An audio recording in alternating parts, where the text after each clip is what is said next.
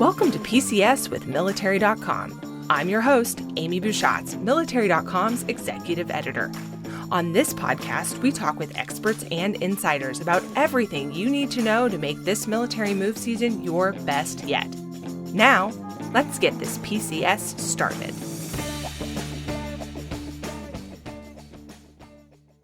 Any move, military or not, is a complicated combination of a lot of moving pieces, and you're probably well familiar with the ones you face on the military side. But if you're moving with a company packing and shipping your goods, the Defense Department and the military services only work as a go-between to orchestrate parts of your move. The rest is done through services hired by the DoD for you from throughout the United States. And like so many things, each of those services relies on its own complicated network. A smooth move assumes all of the steps and stages are working like they're supposed to. Here at PCS with Military.com, we believe that knowledge is power. What if you could have insight into the parts of your move you don't often consider, the challenges as well as tips and tricks for facing them? Today's guest, Katie McMichael, is going to offer us some of that insight. She's with the American Trucking Association's Moving and Storage Conference, which means her expertise is in the non-DoD parts of your move, the moving itself, and the getting your goods to you on time. We're so grateful she's here to give us her insight. Katie, welcome to PCS with Military.com. Thank you for having me. I'm excited to be here. It's so wonderful to hear from the non-DoD side on this, and I'm really excited to just pick your brain a little bit and get the inside scoop on what's going on. So thank you. So we start by asking all of our guests how many times they have moved with or without the military, if they're a military family member, sort of like, hey, what's your street cred? So how many times have you moved with or without the military? Oh, so without the military, I've moved, I want at least 5 times. And I am kind of one of those consumers, I want to say, that grew up to moving. So coming out of college, it was hey, everything fits in the back of my car. I'm moving down the street.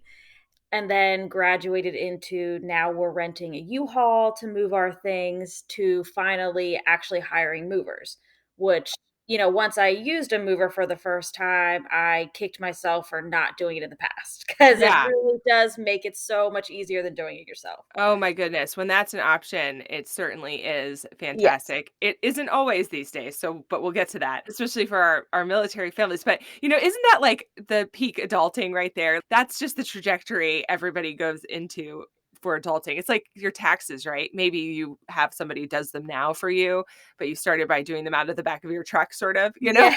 It honestly did feel that way when you have movers come and pack your things and move them into your new house. I mean, there was a little part of me that felt old. Yeah. Like, I couldn't believe I was adult enough and old enough to actually have hired movers. Yeah. This is what I'm So saying. I definitely get that. So, talk to us about the American Trucking Association's Moving and Storage Conference. We were joking earlier, that's a mouthful. So, we're going to need to know what it is and what does it do and what do you do there? Yeah, so the Moving and Storage Conference at ATA, we are somewhat new. We used to be the American Moving and Storage Association, and a lot of our members realized that we have so much crossover in terms of issues with just the trucking industry as a whole. And ATA has these great things, they're called conferences. And what they deal with is specific segments of trucking that are a little more specialized, and moving and storage is one of those. So our association joined forces with ATA and formed the Moving and Storage Conference.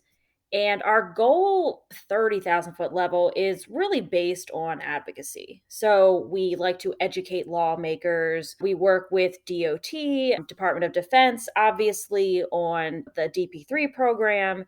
And our goal is to really, how do we identify either things that are going well in the industry or issues and problems, and how do we address them? How do we fix them? And how do we kind of help the moving industry stay healthy and thrive?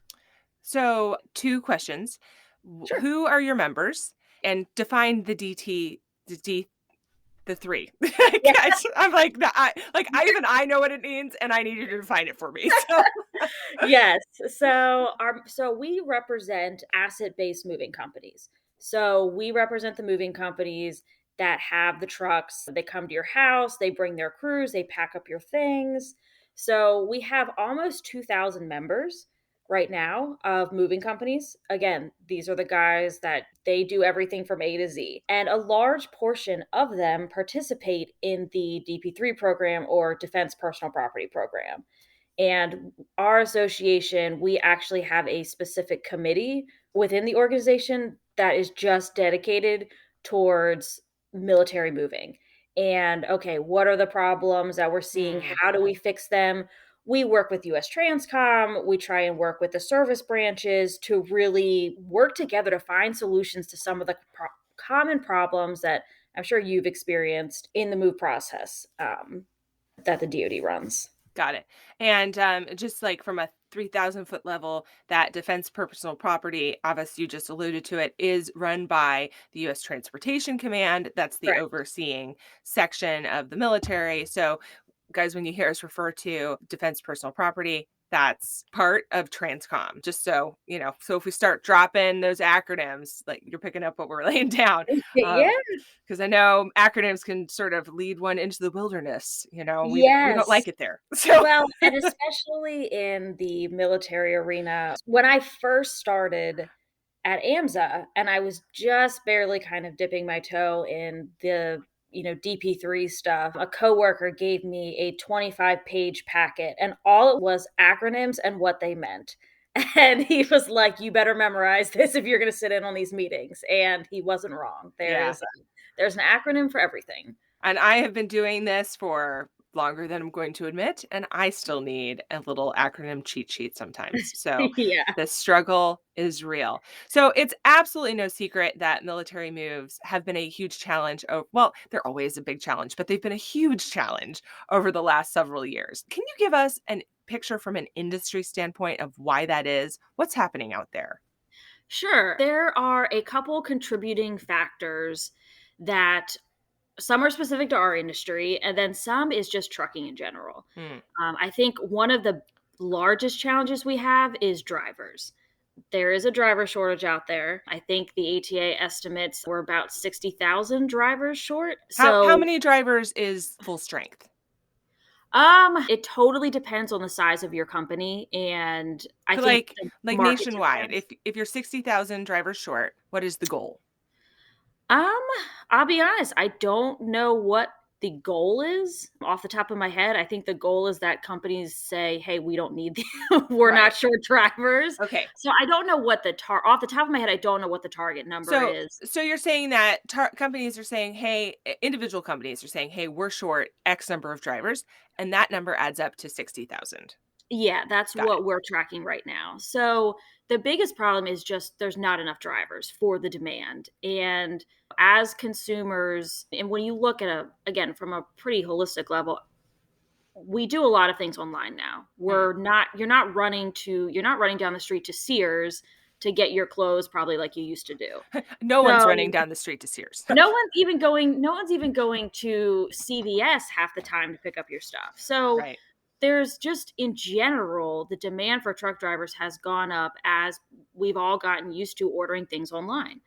And I think truck driving in general as a profession has lost a little bit of, maybe the respect that it got maybe back in like the 80s. Hmm. Quite frankly, the respect it deserves. It doesn't get enough respect for how hard it is. So the driver shortage, I would say, is probably one of the biggest contributing factors to why the PCS seasons are getting tougher and tougher.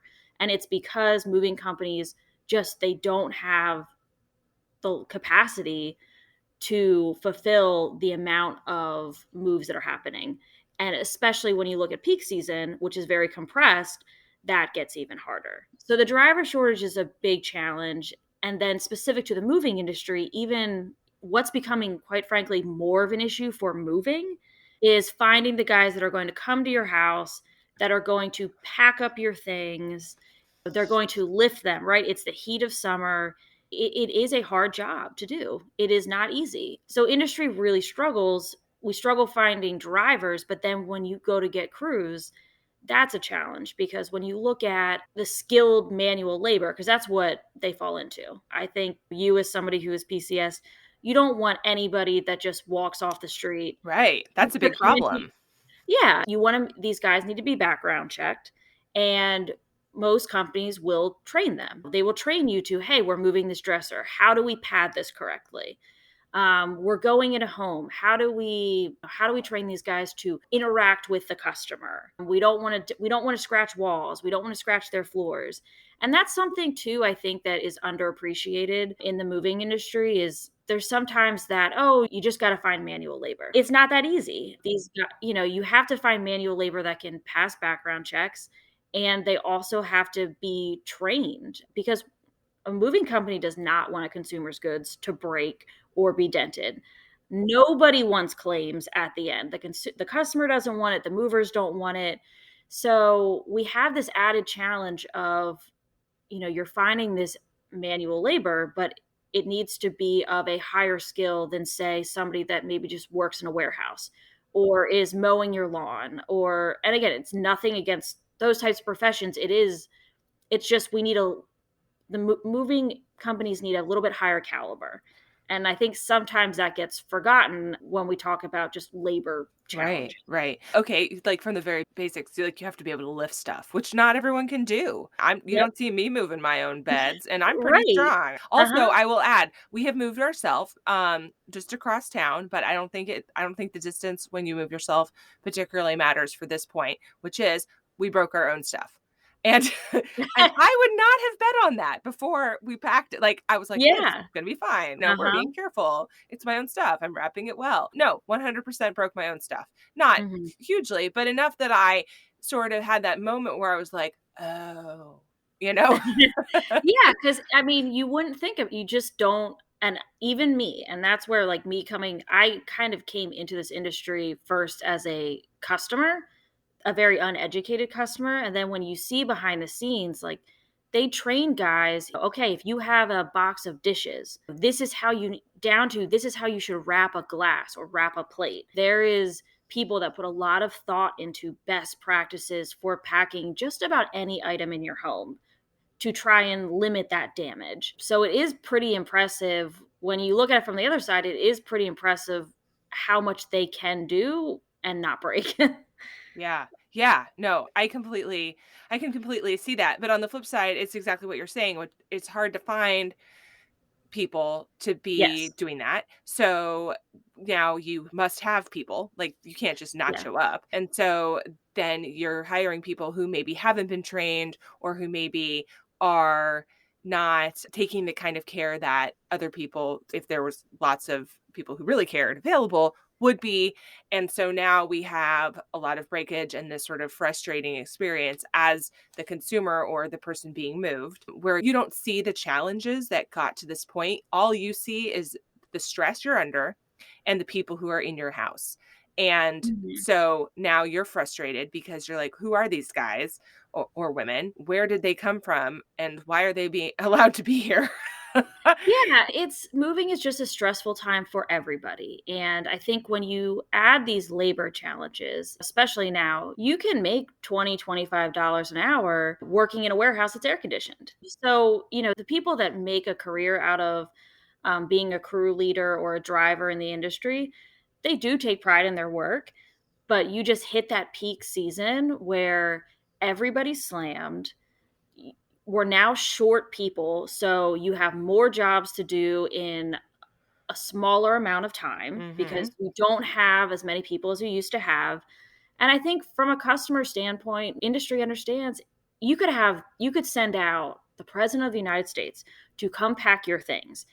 It's still a stressful process Right. and you're still not going to be happy during it. And Right. and everybody understands that. It's not it's unfortunate that, moving and storage companies are in the business of helping people just during a really hard time. Yeah. I think if the president of the United States, no matter who that individual is, showed up to pack my house, I would be confused. So Right. Yeah, it so is. was the labor short like this labor problem, we hear a lot about labor problems after 2020 COVID stuff. And in this particular time, was this a problem before that? So has it been sort of trickling in or is it just like bam now? Yeah, so it was a problem before COVID, but I would say COVID really exacerbated it. I think that COVID was sort of like this lit match where there was all the shutdown orders. So a lot of the people that were in the industry during that time, they found other things to do, and they're not coming back into the moving and storage industry because they've found a new career or whatever it Right. is. So it just has we're now having to recruit new people. You're trying to get the old labor back. I think COVID just it really made it a challenge because you lost a lot of people to other industries during that time. And it's a competitive market just to find labor. I mean, every time you turn on the news, companies are all saying it's so hard to find people. Just a quick break here to tell you about all the incredible PCS and military life resources on Military.com. Did you know Military.com's team of news reporters and experts put together the news and information you need to make your military life the best it can be? And you can get all of it delivered straight to your inbox by signing up for one of our newsletters at Military.com. And the Military.com news app, available for iPhone and Android, will keep you on top of breaking news as it happens. What are you waiting for? Check those resources out today. Now, back to our show.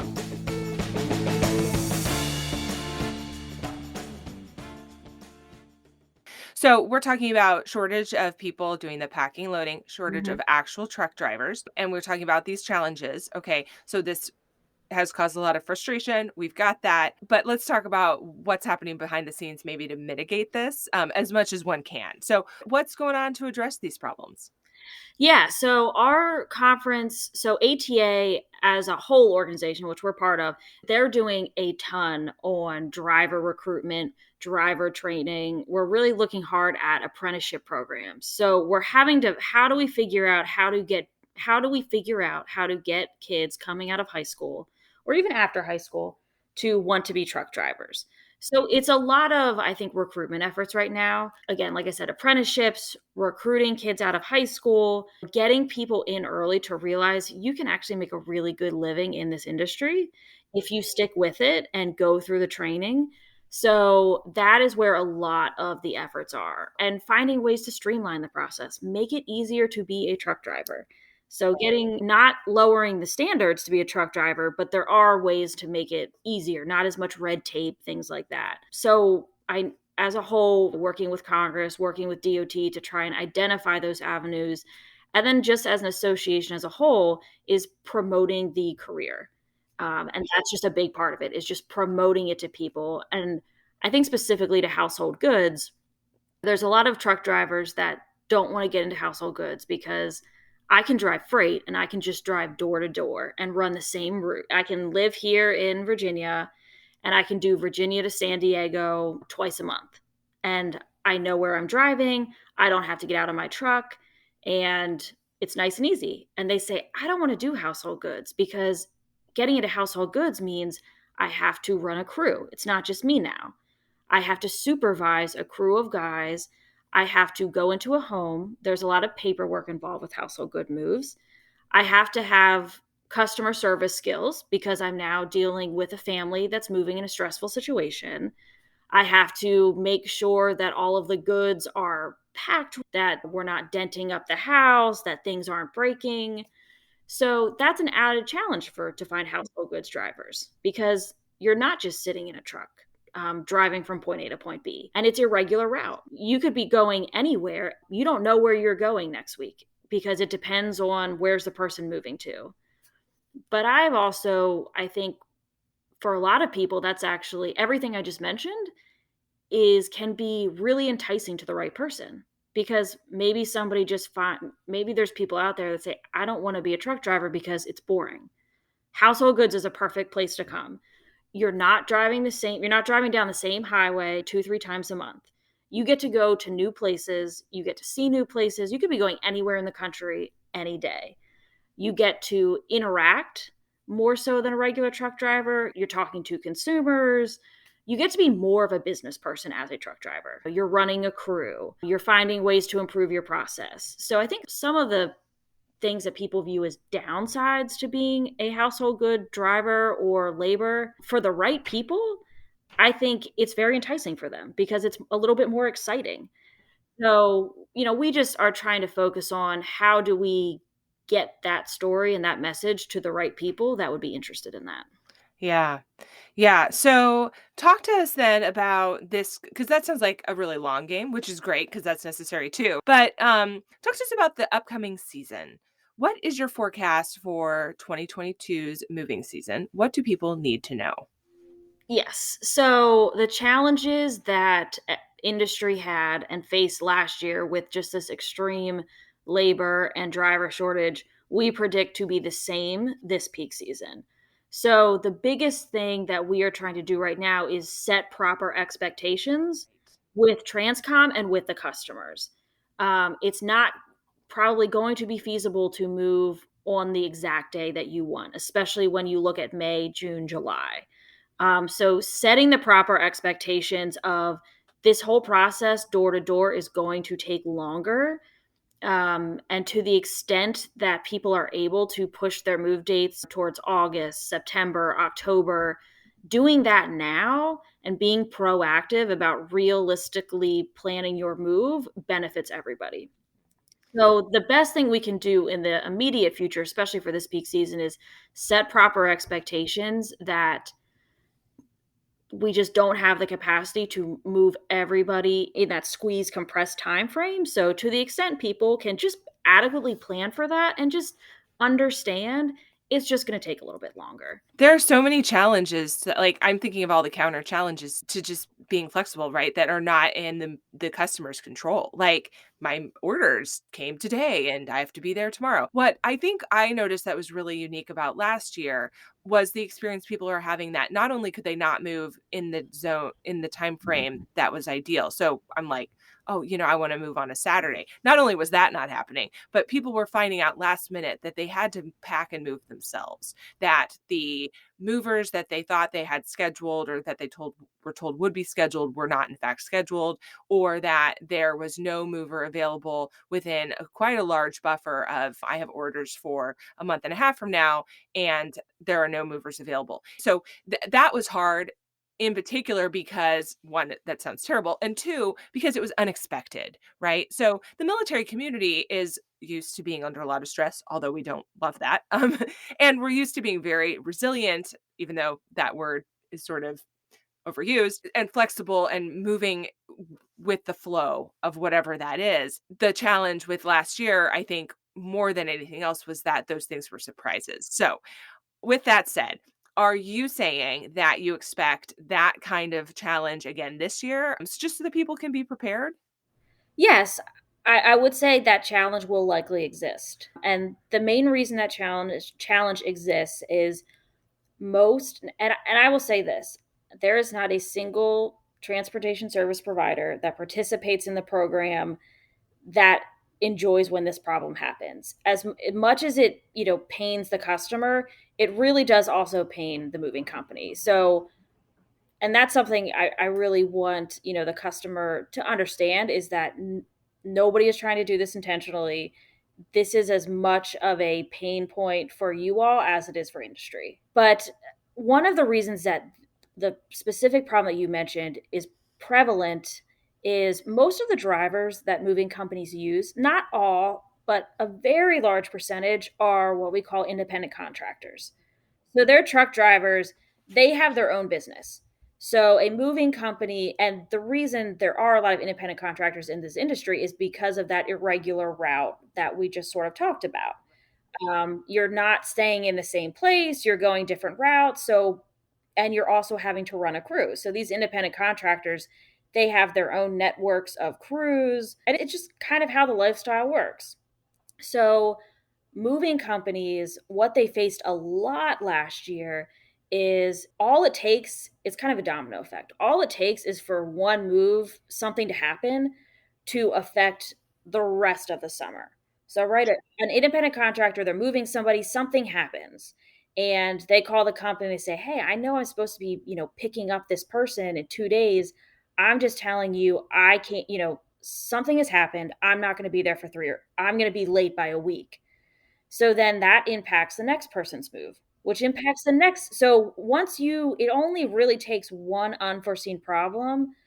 And then that driver, every job that the company has booked, and they book these jobs in the spring for the summer, and everything's set up. So when a moving company accepts this job, it's not that they don't necessarily have a driver or an agent ready to come out there, but it's these last minute challenges where, say, John Smith calls moving company A and says, okay, I'm going to be late.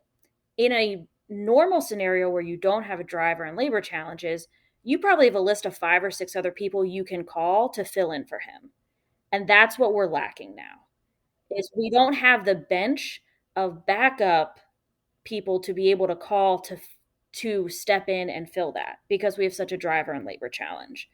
So we don't want that to happen. That is never the intention, but for any customers this summer, just know that it may happen, and companies really are doing everything they can to find somebody to cover the shipment.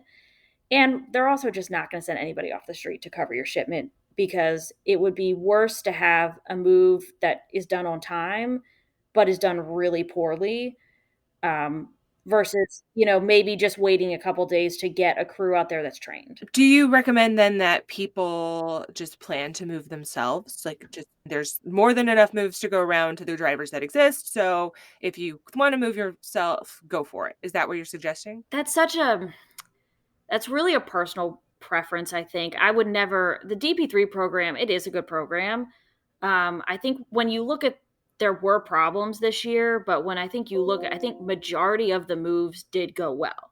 It's just that amount that didn't go well was larger this past year than a normal year. So I would never like tell somebody just move yourself, just plan on doing that. It's just that the problems in a normal year, they're bigger last year, and it'll probably be the same this year. I think the best things is just going into the move process just with an understanding that there's a lot of challenges this year. If something happens to impact your move, just communicate with your mover as much as you can.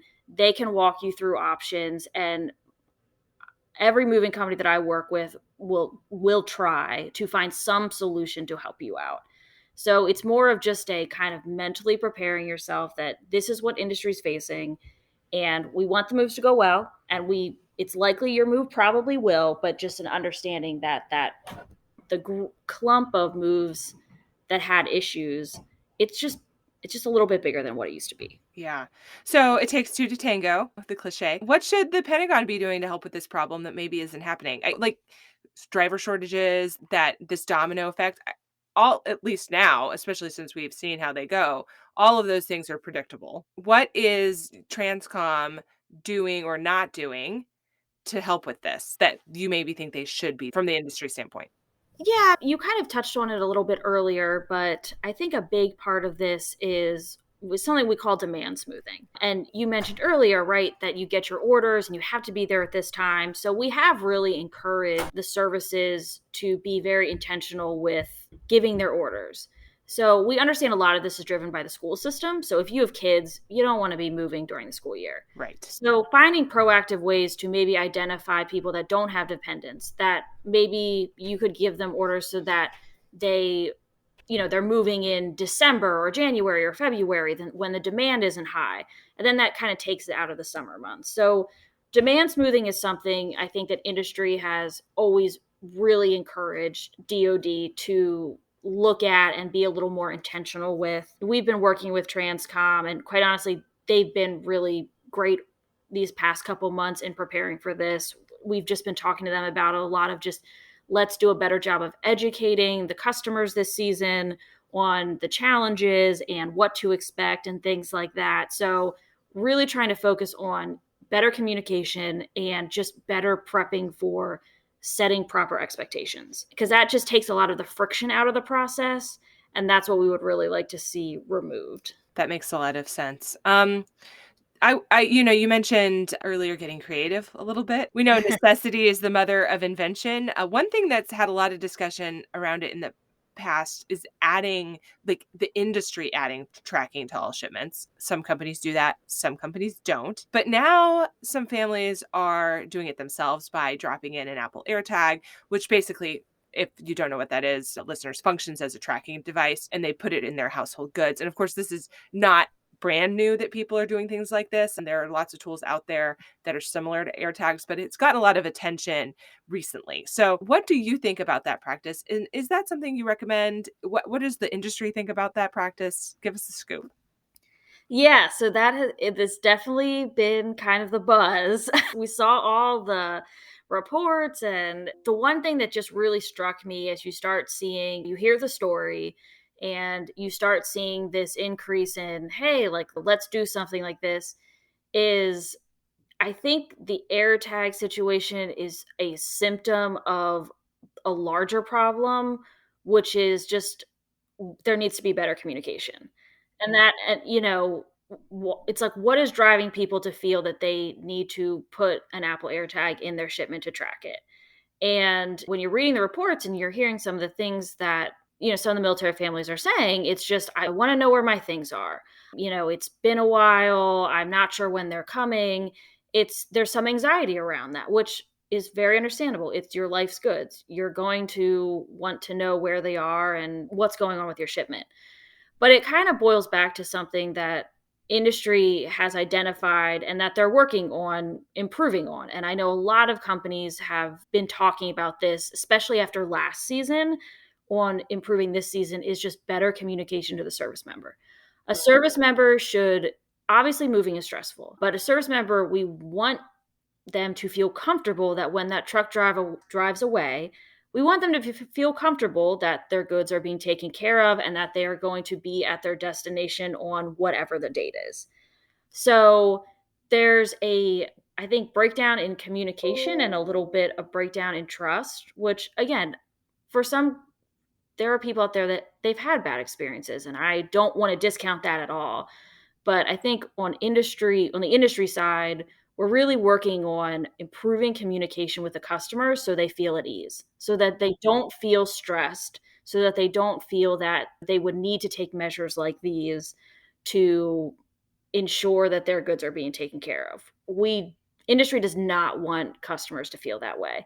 And if customers do feel that way, and maybe as a result of how challenging last season was, we need to do a better job of communicating this season so that that stress isn't there. Because tracking shipments, like you said, some companies have the technology, some do not. It sounds, I think we're used to kind of Amazon, where, okay, I can open my Amazon app and see exactly where the truck is. And it's pretty nifty technology. But going back to some of the things we touched on earlier, we're not a, the logistics of our industry is not regular route. When you look at the efficiency of getting shipments moved, it is not like an Amazon package where it leaves the warehouse. There's 100 packages in the back of the truck, and all the guy has to do is walk around and throw the stuff on the front porch and leave. Nobody wants their household goods just thrown on the front porch, right? That is not ideal. Um, and moving companies work with each other so much. It's really funny for how competitive the moving industry is. They work with each other so much, especially during peak season, to get especially military family stuff moved. They're calling their competitors, they're working with their competitors to say, hey, can you help me with this? Can you take this shipment? Can you do this? They really do collaborate with each other. But it also leads to some obstacles with kind of tracking with each other, because if one company's using one system, but the other company isn't, and they are taking part of the shipment for a certain leg of it, how do you, as a customer, you're not going to be able to, you can't track it the whole way unless it's one system that everyone in the country is using. Right. So That's it's, the AirTag. That's yeah. the whole So, idea.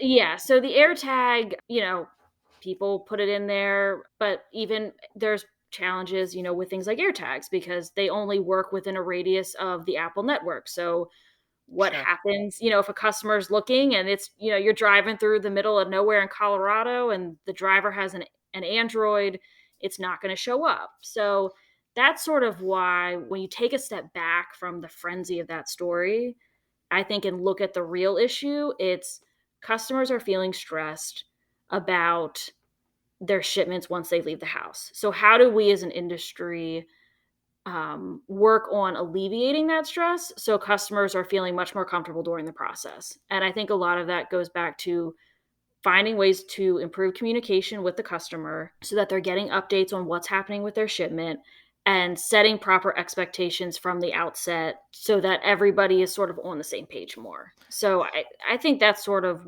something when you look at the problem is I think the air tags are just a symptom of Mm. a greater problem that industry I can say is really working very hard to improve upon for this upcoming peak season. We like to be really practical, and this whole conversation has been very practical. But I'm hoping you can give us some tips and tricks for people getting ready to face this upcoming season and who are going to be working through a move in 2022. What do you recommend in terms of tools or even things to know when working with their movers or getting ready physically, practically ready, or like just mentally strong? Like Yeah. give us just a couple of tips if you don't mind. Yeah, sure. I mean, one thing we always stress is as soon as you get the orders, the sooner you go down to your transportation office and put in your request for moving, the better it is. Don't wait. Get on that process as soon as you get your orders. The next day, start talking about, okay, I'm going down to the transportation office and we're going to start getting this planned. That is a that is really, I think, an undervalued tip is don't wait until the last minute to start going through this process. The sooner you can put your orders in, because what that does is it helps industry then plan for the demand. If we know the sooner this happens, then industry can say, okay, it's looking like I'm going to need X amount of people during this week or this month.